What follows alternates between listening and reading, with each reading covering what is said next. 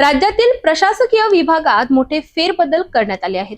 अमरावतीच्या विभागीय आयुक्त श्वेता सिंघल यांची मुंबई येथे बदली करण्यात आली असून त्यांच्या जागी पुण्यातील वरिष्ठ अधिकारी नयना गुंडे यांची नियुक्ती करण्यात आली आहे। या बदलांमुळे अमरावती विभागाच्या प्रशासनात नव्या कामकाजाची दिशा मिळणार आहे।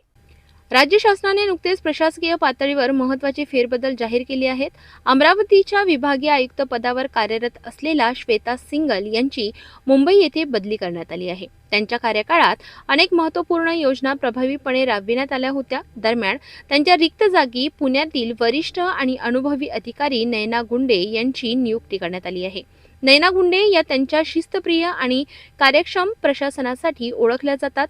त्यांच्या नेतृत्वाखाली अमरावती विभागातील विविध विकास कामांना अधिक वेग मिळेल, तसेच प्रशासन अधिक परिणामकारक होईल अशी अपेक्षा व्यक्त केली जात आहे।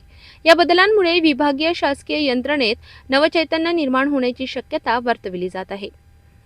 नव्या जबाबदारीसह नयना गुंडे अमरावती विभागाला कोणती नवी दिशा देतात याकडे आता सर्वांचे लक्ष लागले आहे।